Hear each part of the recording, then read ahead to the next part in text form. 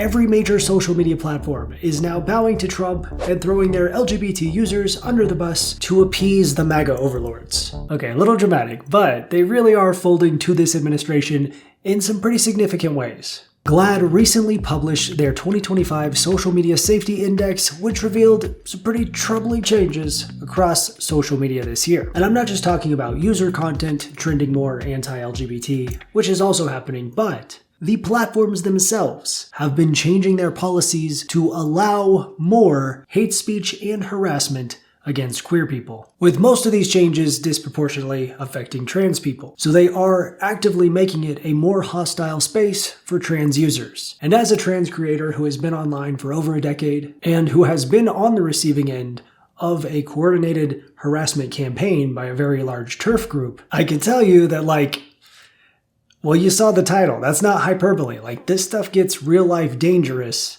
fast. People are crazy. They do crazy shit. And having less protections and less tools to be able to mitigate that on the platform just adds a huge unnecessary risk to our jobs and makes us easy targets. And it makes it harder for us to create a safe space for our viewers on these platforms. So today we're going to take a look at GLAAD's report, go over what these platforms are doing, and talk about how these changes affect us. So here are the key findings from GLAAD's 2025 Social Media Safety Index. Recent hate speech policy rollbacks from Meta and YouTube. Present grave threats to safety and are harmful to LGBTQ people on these platforms. Platforms are largely failing to mitigate harmful anti-LGBTQ hate and disinformation that violates their own policies. Platforms disproportionately suppress LGBTQ+ content via removal, demonetization, and forms of shadow banning. That's not as much of a problem on YouTube as it used to be, but it is definitely a current issue on TikTok. Anti-LGBTQ rhetoric and disinformation on social media has been shown to lead to offline harms. Like I said, gets real life dangerous real fast. Social media companies continue to withhold meaningful transparency about content moderation, algorithms, data protection, and data privacy practices. Now, just from this snapshot, I think we can objectively say that things are not great. The current state of social media is not great for trans people right now. And yet pretty much every anti-trans conservative believes and preaches this conspiracy theory that trans people have taken over social media and are using it to indoctrinate children. In the psychotic ramblings of Abigail Shrier, Irreversible Damage, she wrote a whole chapter about trans influencer where she talks about me and other trans creators by name and comes to the conclusion that our presence online is the agenda at work. Yep, here I am, enacting my nefarious plot to trans all the children. It's insane, but people believe it. We've even seen bills introduced to ban minors from consuming LGBT content online. So having this in-depth analysis from GLAAD is a great resource to be able to point to and say, actually, trans people don't run social media, y'all do. Come on, have you been on Twitter lately? Because I haven't. But unfortunately, the people who need to see this the most are the least likely to. Because if we look at the coverage of this story, out of 50 sources, only 3 are right-leaning. 2 of them have actually just reposted the story from the Associated Press, and the third one has been removed. So really, no right-wing news sources are actually writing and publishing their own takes on this. I would theorize that's because they can't spin it to make us look bad, and because it contradicts one of the main anti-trans narratives that they push, so it gets ignored, which is part of the reason why I'm talking about this. I try to share and bring more awareness specifically to the trans issues that the right seemingly wants to ignore. And I'd encourage anyone who's willing to also do the same. And thanks to our sponsor Ground News, it's easy to see which stories are important to amplify, because their website and app compiles news coverage from around the world on a given story and gives us key insight on how various news sources cover that story. For example, left-wing queer news sources like The Advocate and Them highlight the severity of the situation as it directly affects their readers, saying LGBTQ+ people's safety has plummeted across social media platforms, and LGBTQ+ safety on social media apps may be worse than ever. But even looking at center of the aisle sources like The Hill, reporting major social media platforms failing to meet basic standards for safety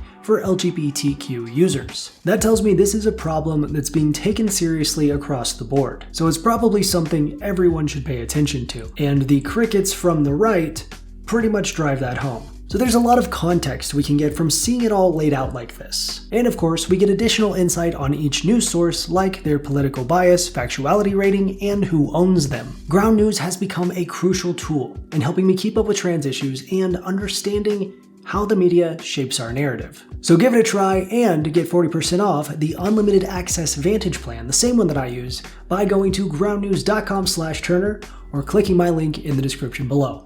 Alright, now let's take a closer look at what's going on with these social media platforms, starting with YouTube. I'm not mad, I'm just disappointed.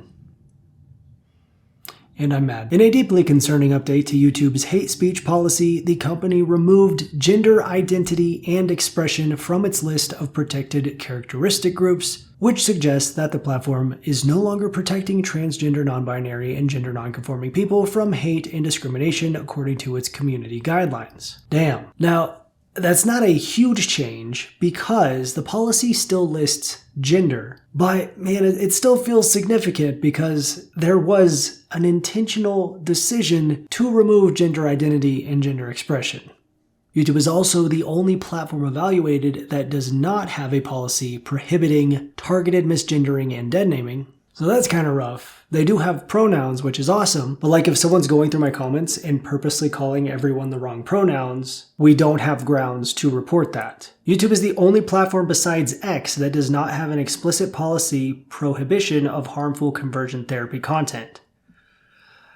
Whoa! Now, I recently had a YouTube video talking about the TikTok conversion therapy trend, and I believe on that video there was like a little card, maybe from the Trevor Project or something, with information about how conversion therapy is harmful. So that's something, that's good. But with them doing that, I would have definitely assumed they had something prohibiting actually promoting conversion therapy. That's not great. In a positive change from last year's evaluation, YouTube updated its advertising policies, which now prohibit advertisers from excluding users from seeing ads based on their sexual orientation and gender identity. This commercial is not for gays.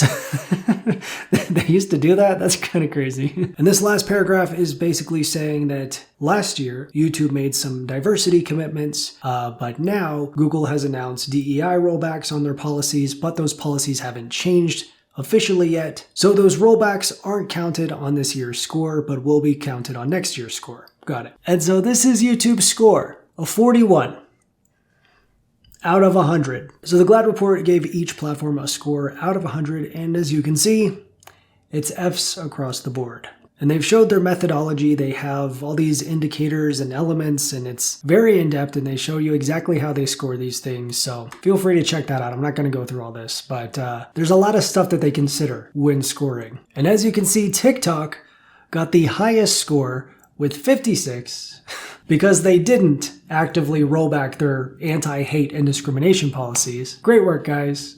Maybe next you could stop randomly removing my videos without warning, or at least give me a way to dispute that. Some sort of review process would be nice before just one of my most viewed videos of all time is just gone. That'd be cool. And that is actually something that they pointed out in the review, so it's not just me. Out of all the platforms evaluated in this year's platform scorecard, TikTok's hate and harassment policies provide the most comprehensive protections for LGBTQ people. They got a policy expressly prohibiting both targeted misgendering and dead naming. Hell yeah. TikTok also prohibits the promotion of dangerous conversion therapy. So that's good. I mean, it seems like TikTok is currently the best place for LGBT users. But as a trans creator, I mean, they really do just delete my shit. Facebook and Instagram got a 45, while Threads got a 40. So let's talk about the Meta platforms, because they have had, by far, the most extreme policy change. In a major set of policy changes that have been widely denounced by human rights advocates and tech policy experts, Meta revised its hateful conduct policy this year to expressly allow and encourage hate, harassment, and discrimination against LGBTQ people. As one example, according to the updated policy, Meta allows allegations of mental illness or abnormality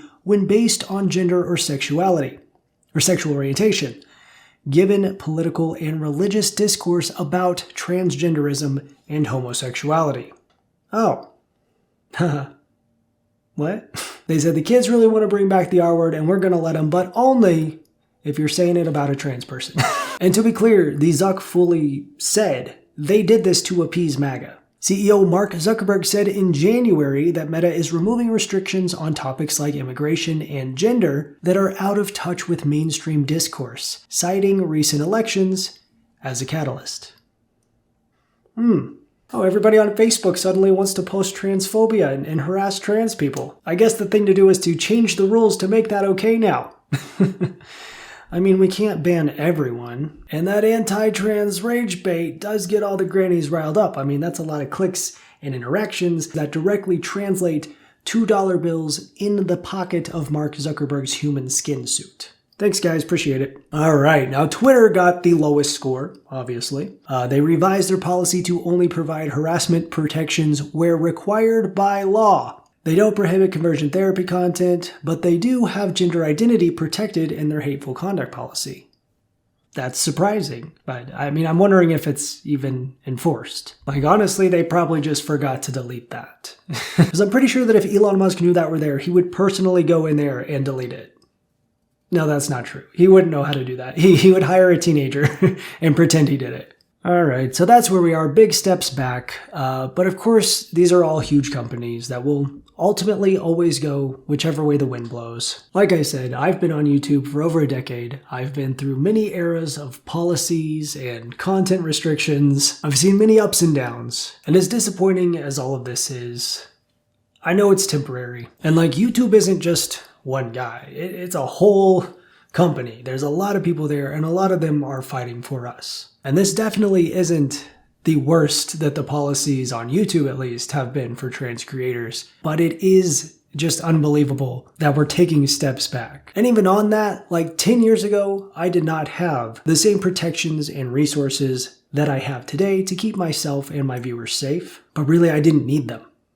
It would have been nice to have them, but I wouldn't have needed to use them the way that I do today. Like, the current daily influx of transphobia that I receive far surpasses anything that I ever used to get. And it's not just because my channel was smaller. Like, even on videos that would go viral and break out from my trans viewer base and get seen by all types of people, you know, videos that got millions of views would get less hate comments than videos I post now that get like 30K views. And hate comments aren't the problem here, but they are indicative of the larger issue, that there is more anti-trans sentiment than ever. And we are currently more likely to be harassed and targeted more than ever before. And this stuff doesn't stay contained to online spaces. The GLAAD report actually cites this great podcast episode from Tech Against Terrorism called Online Anti-LGBTQ+ Hate and Its Offline Consequences. That's a good listen, you should go check it out, but the point is, people are crazy. They will obsess and escalate things. And with more people than ever currently expressing hate against us, now is not the time to be allowing more of that to happen.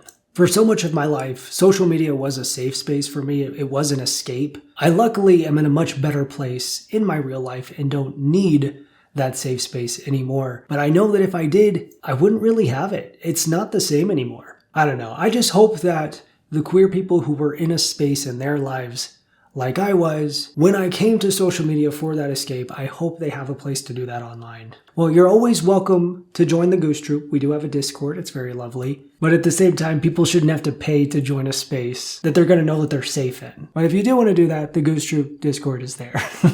I know it's just a bump in the road and it's temporary, but at a time when we are being pushed out of so many IRL spaces to be less welcome online, it just sucks. That's it. It just sucks. I will continue to do what I can, as much as I have the mental capacity for, when it comes to moderating and keeping my socials a pleasant place. So hopefully everyone watching this feels safe and comfortable expressing themselves and being who they are when interacting with my content. Goose Troop is really a wonderful community. I appreciate you guys. So thank you for sticking around. You definitely make it worth it. And thank you for watching. I hope you enjoyed this video. If you did, well, make sure to subscribe to join the Goose Troop if you haven't already, and give this video a thumbs up because one like equals one honk. As always, I hope you have a wonderful day, and I'll talk to you soon. Bye.